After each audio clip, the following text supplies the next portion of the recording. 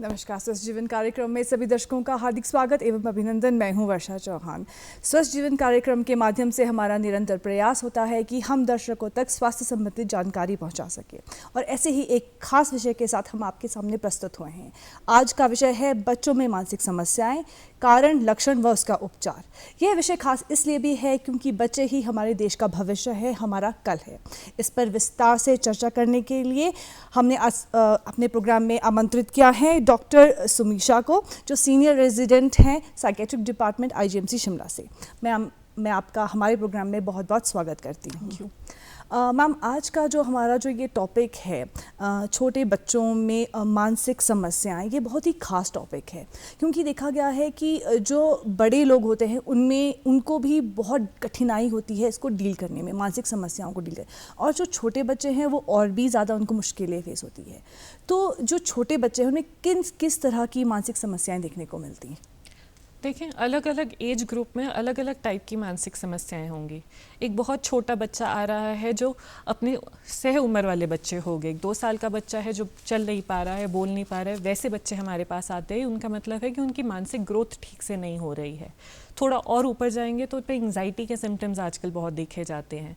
School का pressure हो गया, स्कूल में बुलिंग हो गई, वहाँ पे तंग हो रहे हैं, या घर के अंदर ऐसे इश्यूज चल रहे हैं जिसके कारण घर में लड़ाइयाँ हो रही हैं। तो बच्चों के अंदर भी भाव तो होते ही हैं, वो किसी न किसी बीमारी की तरह भी बाहर आ जाते हैं जो एंग्जाइटी की तरह आते हैं। थोड़े और बड़े उम्र में आते हैं तो स्कूल के इश्यूज आने लग जाते हैं, पढ़ाई में मुश्किल आ रही होती है। कुछ बच्चों के अंदर बुद्धि वैसे ही कम होती है तो वो मैनेज जब नहीं कर पाते हैं वो भी हमारे पास आते हैं। थोड़े और बड़े होंगे, 10th तक अगर बच्चे पहुंच रहे होते हैं, वहाँ पे एक सोशल इश्यूज भी आने लग जाते हैं, पीयर प्रेशर के आते हैं। आजकल हमारे स्टेट के अंदर थोड़ा सब्सटेंस का भी इशू रह रहा है, थोड़े नशों में भी जाने लग जाते हैं जब उनसे बाकी इश्यूज मैनेज नहीं हो रहे होते हैं। तो ऐसे इश्यूज के साथ हमारे पास बच्चे आते हैं आजकल। जी, अगर हम मानसिक समस्याओं की बात करें मैम, तो ये कौन सी उम्र से शुरू हो जाता है बच्चों में? देखिए, मानसिक समस्याएं 2 महीने के बच्चे या 3 महीने से भी शुरू हो सकती है। अच्छा। ऑटिज्म जैसी बीमारी अगर पेरेंट्स बहुत अपने बच्चे के साथ ज़्यादा टाइम स्पेंड कर रहे हैं वो उस एज ग्रुप में भी पकड़ सकते हैं। अवेयरनेस पर डिपेंड करता है जी। एल्स अलग अलग बीमारियों के अलग अलग एज ग्रुप्स रहते हैं। राइट। तो जैसे हम जो बढ़ते हुए बच्चे हुए, जैसे कि 2 साल 3 साल, कैसे माँ बाप ये पता लगा सकते हैं कि हमारे बच्चे में किसी तरह की मानसिक समस्या देखने को मिल रही है? पहली चीज़ तो ये रहती है जो आप अपने बच्चे के साथ कितना टाइम स्पेंड करते हो। जब बच्चों के साथ टाइम स्पेंड किया जाता है तो थोड़े दूसरों बच्चों के साथ भी कंपेयर करा जाता है। अपने ही बड़े बच्चे या छोटे बच्चे के साथ कंपेयर करते हैं तो उसके साथ कंपैरिजन के अंदर आपको जो बिहेवियर के अंदर इश्यूज लगते हैं जो नॉर्मल ना लग रहे हों। कुछ भी बच्चों के अंदर रिपीटेड एक्ट्स आ रही होती हैं, कुछ बच्चे ऐसे होते हैं जो अपनी एज के अनुसार बढ़ नहीं रहे होते हैं। राइट। या तो ये चीज़ रहेंगी या उनका बिहेवियर में अगर हम डिप्रेशन या एंग्जाइटी की तरफ ले जा रहे हैं तो बच्चा जितना पहले जैसा था, पहले थोड़ा खिलखिला के रहता था, खुश रहता था, दोस्तों के साथ रहता था, फिर वो चीज़ें बदल जाती है। एकदम से बदलाव किसी बच्चे में अगर आ रहा है, उसके बिहेवियर में आ रहा है, स्कूल के अंदर से कंप्लेन आ रही है कि पहले तो पढ़ाई में अच्छा था अब अच्छे से नहीं कर रहा है, ध्यान नहीं देता है, तो ये पेरेंट्स को थोड़ा अपना अलर्ट थोड़ा ज़्यादा रहना पड़ता है इन चीज़ों के लिए कि ऐसे चीज़ें भी एक बीमारी की तरफ फोकस करा रही हो सकती हैं या कोई ऐसा इशू जो बच्चे से मैनेज नहीं हो पा रहा है। राइट। मैम, ये जो अब जिस तरह की आप प्रॉब्लम्स बता रही हैं कि कितने समय तक परसिस्ट करनी चाहिए? जैसे कि अगर कुछ दिन किसी वजह से चिड़चिड़ाहट है बच्चे में या किसी तरह की प्रॉब्लम है या वो अच्छे से फोकस नहीं कर पा रहा है, उसका एक मेन रीज़न है, या फिर ये कितने समय तक ये प्रोलॉन्ग करना चाहिए ताकि जो माँ बाप हैं वो सतर्क हो सकें और वो और आगे कोई एक्शन लें? देखिए, कुछ सिम्टम्स तो ऐसे होंगे जो बचपन से ही शुरू हो जाएंगे तो पेरेंट्स का फोकस आ ही जाएगा उनके ऊपर। कुछ सिम्टम्स ऐसे होते हैं जिनके अंदर आप थोड़ा टाइम ड्यूरेशन लेते हैं। जैसे डिप्रेस तो सारे हो जाते हैं, बच्चा पेपर में अच्छा नहीं कर पा रहा है वो भी उसको दुख ही लगेगा, चुप हो जाएगा, अपने दोस्तों से अलग होने लगेगा, घर वालों से अलग होने लगेगा। तो यूजुअली हम 2 का 3 हफ्ते का ड्यूरेशन लेके चलते हैं, क्या इन 2-3 हफ्तों के अंदर कितना ज़्यादा चेंज आया है, उसके हिसाब से हम बता पाते हैं। जी, हम चिड़चिड़ाहट की जैसे कि बात कर रहे हैं मैम, तो जैसे बच्चे बड़े हो रहे होते हैं, मानसिक विकास हो रहा तो उनका शारीरिक विकास होता है, उस वजह से भी होता है, तो क्या वो भी एक मानसिक समस्या का एक कारण बन सकता है? हम उसे समस्या तब लेबल करेंगे जब उस चीज़ के कारण उसे किसी ना किसी पॉइंट पे डिफ़िकल्टी आ रही है। स्कूल में इतना चिड़चिड़ा हो रहा है कि टीचर को वापस जवाब दे रहा है, घर पे चिड़चिड़ा हो रहा है कि तोड़ फोड़ करने लग रहा है, कंट्रोल नहीं कर पा रहा, तब जाके हम उसे एक समस्या लेबल करेंगे, नहीं तो थोड़े इमोशंस तो सारों में होते हैं। उस चीज़ के लिए बच्चे की सिचुएशन में अपने आप को डालना बहुत ज़रूरी होता है। अच्छा। कि कहीं ऐसा तो नहीं हो रहा उसके साथ बुलिंग हो रही है, वहाँ पे गुस्सा नहीं निकल पा रहा तो घर पे गुस्सा निकल रहा है। वो उनकी सिचुएशंस के हिसाब से हम लेबल कर पाते हैं कि किसे हम इलनेस में डालना चाहते हैं, किसे हम थोड़ा डिस्फंक्शन में डालना चाहते हैं कि नहीं संभल नहीं रहा है उससे, और किसे हम उसके एज के अनुसार एक नॉर्मल बिहेवियर में डालना चाहते हैं। राइट। हम कारणों की बात करें मैम, तो किस किस तरह के कारण रहेंगे इस तरह की मानसिक समस्याओं के लिए? जो बच्चे होते हैं वो अपने इन्वायरमेंट से काफ़ी सीखते हैं। तो बच्चों के अंदर हम इसे बायो साइको सोशल मॉडल कहते हैं। बायो का मतलब हुआ बायोलॉजी, ऐसी चीज़ें जिनके साथ वो पैदा ही हुए हैं, वो वाली बीमारियां अलग आती हैं। दूसरा साइकोलॉजी के अंदर जो आता है कि उसने अपनी इन्वायरमेंट से क्या सीखा है, कि ऐसी अगर प्रॉब्लम आती है तो मैं उसे कैसे मैनेज करता हूँ। और तीसरा आता है सोशल, कि उसके इन्वायरमेंट में, स्कूल में, घर पे, या दोस्तों के साथ, या बीच में ट्रांजिट वाले टाइम पीरियड में ही कोई इशू ना आ रहे हों। इन सारों को अगर हम कॉन्टिन्यूसली लेके चलें तब जाके हम एक पूरा मॉडल बना पाते हैं कि हाँ इसके कारण उसमें बीमारी आ पा रही है। राइट। जैसे बच्चे हो गए, पहले जब अगर एग्जाम्पल लिया जाए कि ऐसा बच्चा है जो एक थोड़े पुअर सोशियो इकोनॉमिक स्टेटस, थोड़े गरीब फैमिली में पैदा हुआ है, वहाँ पे शायद जब वो पैदा होने वाला था तो उसको उस टाइप की केयर नहीं मिल पाई है। तभी हम कहते हैं कि जैसे ही प्रेग्नेंट होते हैं उस टाइम पे केयर, हॉस्पिटल के साथ जुड़ना ज़रूरी होता है। दवाइयाँ होती हैं, जैसे फोलिक एसिड होता है, वो देना ज़रूरी होता है, क्योंकि उस अनुसार उसका मानसिक विकसित होता होगा। जब वो बच्चा प्रेगनेंसी के टाइम पे ही होगा कि इतना विकसित हो सके। उस टाइम के बाद अगर हम आगे चलते हैं कि वो उस वाले इन्वायरमेंट के अंदर, घर के अंदर लड़ाइयाँ चलती रहती हैं, पिता शराब पीता रहता है, जिसके कारण घर पे लड़ाइयों के कारण बच्चे पे आ रहा है, तो ये वाला बच्चा ना अपने स्कूल में अच्छे से परफॉर्म कर पाएगा जी, वहाँ वो अपने हिसाब से कर नहीं पा रहा है तो उसे और टेंशन होगी, तो वो दुखी होगा। तो ऐसे बच्चे डिप्रेशन के साथ, एंजाइटी के साथ आ सकते हैं हमारे पास। राइट। तो वो पूरा पिक्चर देख के हम बोला जाता है कि हाँ ये इसका कॉज बोला जाएगा जी। और जो बच्चे आपके पास, जैसे बच्चे अगर नशे में चले गए हैं और अगर और किसी तरह की प्रॉब्लम, जैसे हम लर्निंग की बात करें मैम, एक लर्निंग भी एक बहुत इंपॉर्टेंट पॉइंट है कि बच्चे अच्छे से लर्न नहीं कर पा रहे, सीखने की क्षमता कम है, तो उसके बारे में क्या बताएं, और क्या पेरेंट्स ऐसे बच्चों को लेके भी आपके पास आते हैं? हमारे पास एक बहुत साइजेबल पॉपुलेशन आती है जो ये बच्चे जो अपने स्तर अनुसार काम नहीं कर पा रहे हैं स्कूल में, उस हिसाब से हमारे पास लाए जाते हैं। 2 बीमारियां आती हैं इसके बीच में, एक इंटेलेक्चुअल डिसेबिलिटी, जिसे पहले मंद बुद्धि जैसे बोला जाता था, अब वो शब्द इस्तेमाल नहीं करा जाता कि उसके साथ बच्चे के कॉन्फिडेंस पे प्रॉब्लम आती है। तो अगर उसकी बुद्धि कम है, उसमें भी लेवल्स अलग अलग होते हैं। जैसे क्लास में एक बच्चा टॉपर होता है, कम का होता है, ये बुद्धि की कमी के अंदर भी अलग अलग लेवल होते हैं। हम उसके लिए टेस्ट करते हैं IQ के लिए। उन टेस्ट के बाद हम डायग्नोस कर पाते हैं कि उसकी बुद्धि कितनी है, और उस अनुसार उस बच्चे के साथ हम काम कर पाते हैं। तो जैसे आपने बताया, जो जिन बच्चों में बुद्धि कम होगी, तो क्या वो शुरुआत से ही उसका लर्निंग प्रोसेस थोड़ा सा कम होगा? जब हम इन्हें डायग्नोस करना चाहते हैं, पहली चीज़ तो हम इनकी हिस्ट्री पूछते हैं। हिस्ट्री के अंदर उनका बचपन से शुरू करा जाता है कि जब वो बच्चा पैदा होने वाला था, उन 9 महीनों में तो कोई प्रॉब्लम तो नहीं आई थी, मम्मी को खाना ठीक से मिलता था कि नहीं मिलता था, पहले जब थोड़ी आयोडीन नहीं डाला जाता था नमक के अंदर, तो उसके कारण भी ऐसे बच्चे पैदा होते थे जिनकी बुद्धि कम होती थी। फिर आगे वाले वक्त में उस टाइम पे उसको कोई इन्फेक्शन तो नहीं हुआ है, कभी बहुत ज़्यादा बुखार चढ़ गया हो, ऐसी चीज़ें तो नहीं हुई हैं, या किसी और चीज़ का नशा ना करते हों। जैसे कभी कभी अगर माताएं ही शराब पीने लग जाती तो बच्चे ऐसे पैदा हो सकते हैं जिनकी बुद्धि तब से कम हो। वो चीज़ जब वो बड़ा हो रहा होगा तो एक डेवलपमेंटल माइलस्टोन्स कहते हैं हम इस चीज़ को, कि जैसे एक बच्चा बड़ा होता है, बैठता है, चलना वो है, बोलना सीखेगा, इन चीज़ों में वो अपने उम्र वाले बच्चों की तरह नहीं होगा, और ज़्यादा टाइम लेगा। फिर जब स्कूल जाएगा तो मैम को पढ़ाने में मुश्किल आ रही होगी, मैम जब पढ़ाएंगी तो उसे समझ नहीं आ रहा होगा। और ये बच्चे यूजुअली, अगर आप देखा जाए तो हम माइल्ड मॉडरेट सिवियर जब लेके चलते हैं, तो मॉडरेट वाले बच्चे 2री-3री क्लास तक हमारे तक भेज दिए जाते हैं, क्योंकि उनसे फोकस नहीं हो पा रहा होता है।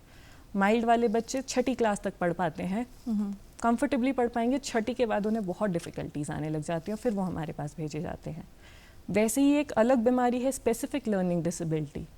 बच्चे का IQ, बुद्धि ठीक है, दिमाग के अंदर कुछ चीज़ें ठीक से ना बनने के कारण उन्हें किसी स्पेसिफिक सब्जेक्ट में प्रॉब्लम आएगी। अच्छा। जैसे मैथ्स हो गया, तारे ज़मीन पर देखा होगा, डिसलेक्सिया उसमें जो था, पढ़ने में मुश्किल आना, रीडिंग में, राइटिंग में, मैथ्स में मुश्किल आना, इतनी मुश्किल आना कि आप अपने अगर एक 8वीं का बच्चा है उससे 6ठी या 7वीं का भी नहीं करा जा रहा, अच्छा, तब हम उसे भी बीमारी लेके चलते हैं। और इन सारों के लिए जो स्पेशल एजुकेटर्स होते हैं फोकस करके उनके अंदर बदलाव लाए जा सकते हैं, उनके साथ स्पेसिफिकली काम करा जा सकता है।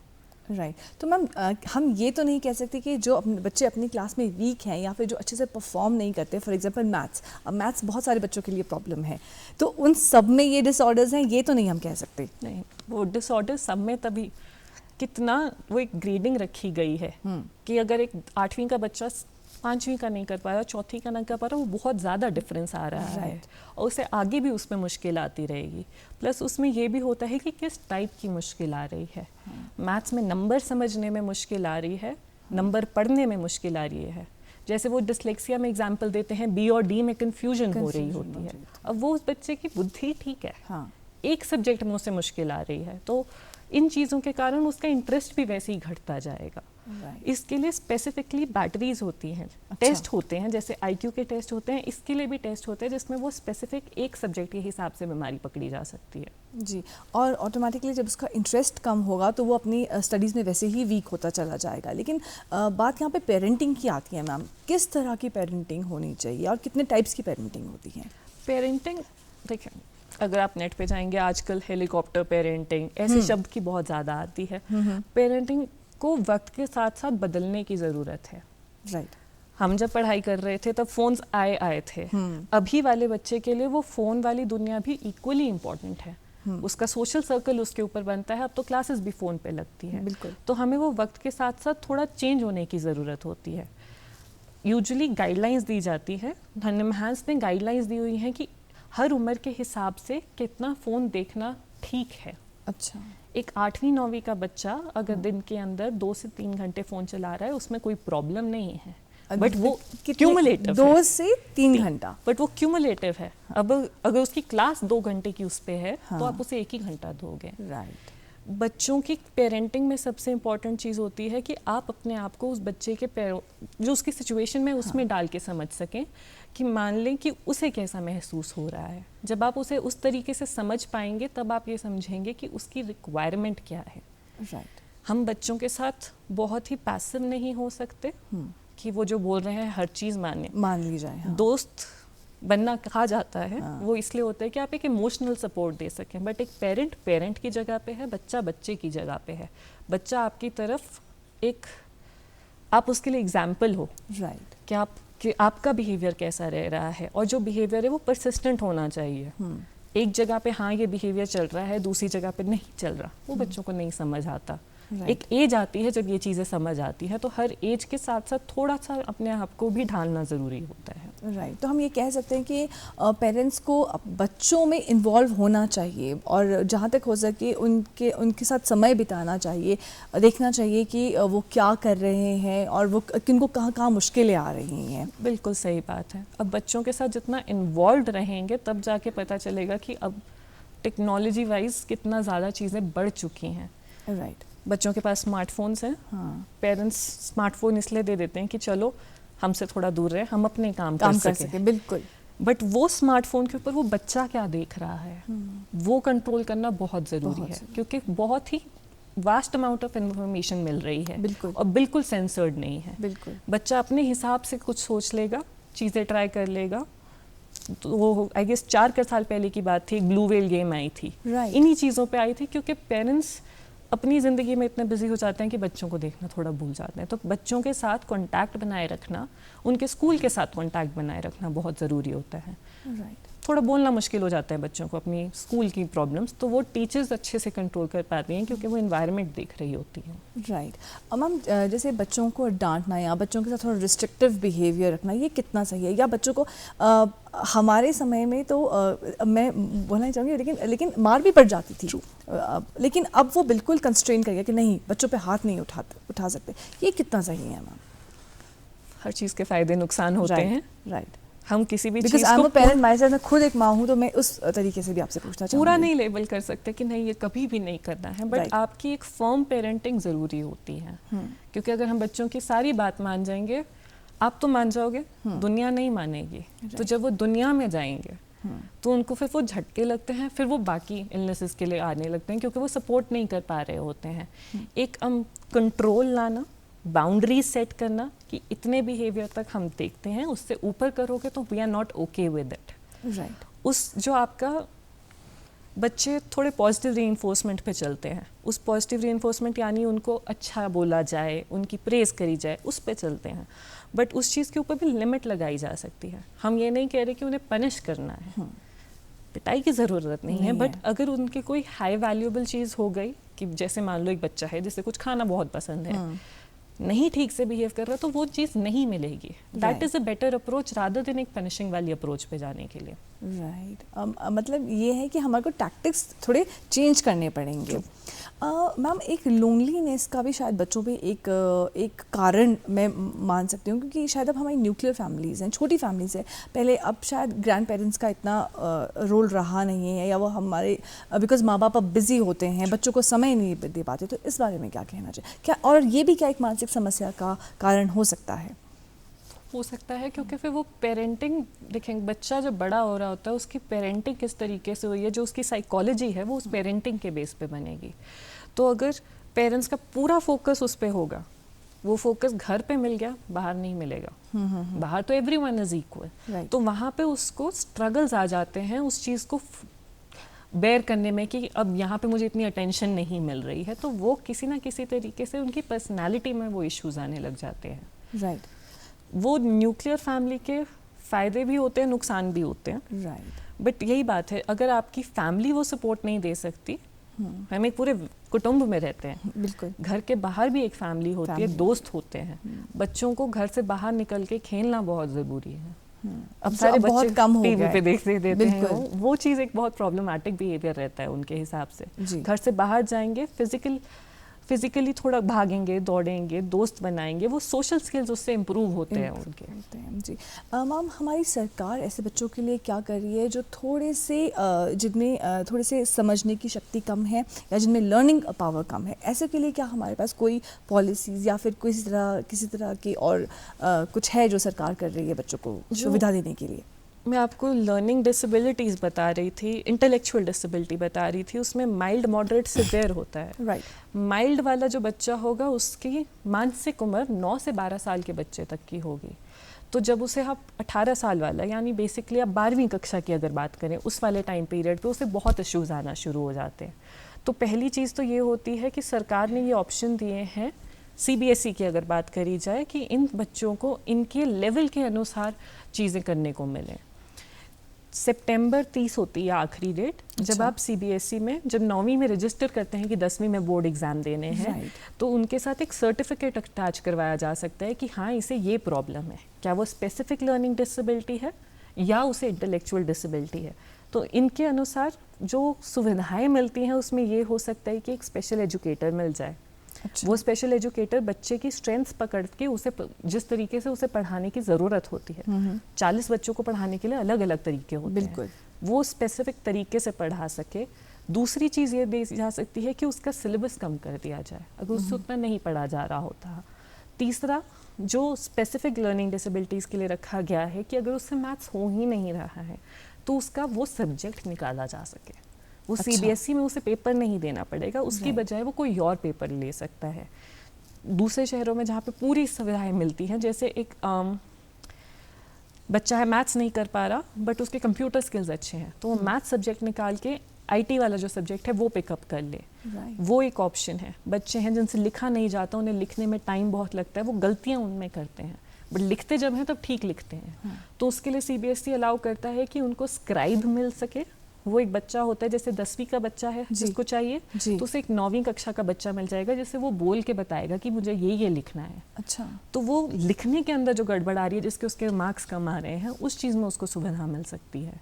अभी भी तो CBSE ने ये भी अलाउ करा है कि कैलकुलेटर्स यूज़ हो सके अगर मैथ्स में इतनी ज़्यादा मुश्किल आती है कि उसे समझ नहीं आता।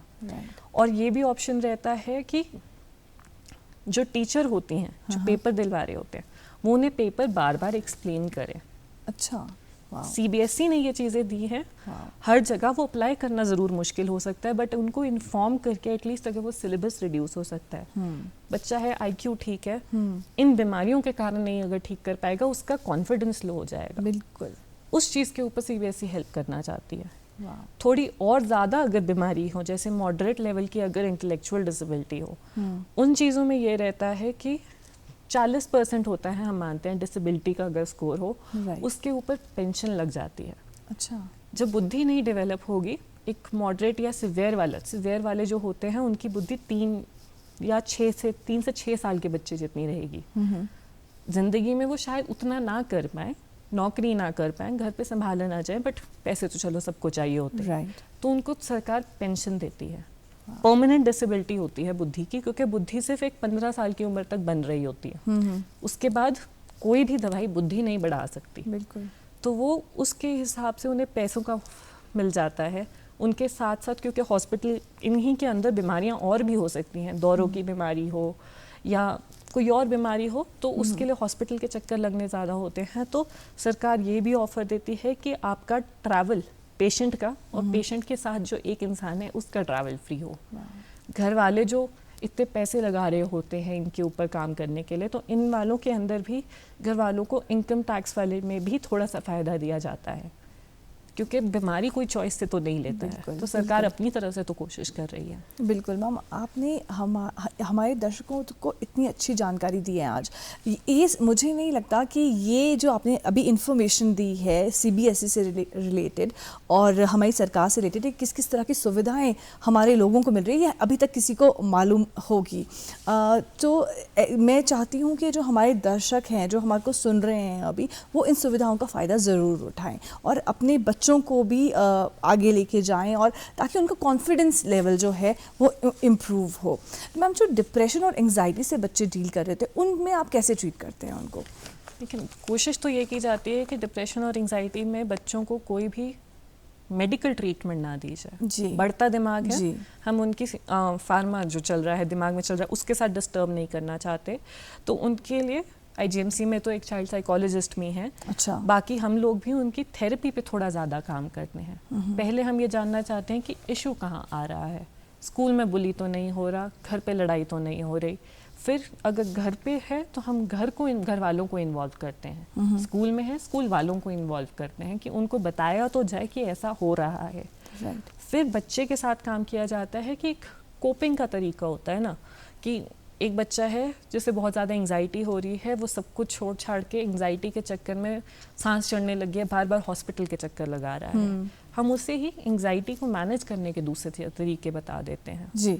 एग्जाम एंजाइटी बहुत कॉमन होती है एग्जाम्स में। जी। तो उसके लिए उनको सिर्फ थेरेपी से ही काम चल पड़ता है कि उन्हें प्रायोरिटाइज करना सिखाया जाए। कभी कभी उन्हें सिर्फ एक डायरेक्शन की ज़रूरत होती है कि टाइम टेबल बना के दे दो। जी। उसके साथ एक पॉजिटिव रीइंफोर्समेंट कि भाई इतने टाइम के बाद तुम्हें खेलने को मिलेगा, इतने टाइम के बाद करोगे तो ये मिलेगा, वो दे दो। तो बच्चे उतने से ही उनकी एंजाइटी सेटल हो जाती है। मैम, आपने हमारे साथ, हमारे दर्शकों के साथ इतनी ज़रूरी जानकारी बांटी, इसके लिए मैं आपका बहुत बहुत धन्यवाद करती हूँ। उम्मीद करती हूँ कि आज का ये प्रोग्राम आप सभी को पसंद आया होगा, आप लोग लाभान्वित हुए होंगे। इसी के साथ मुझे दीजिए इजाज़त। नमस्कार।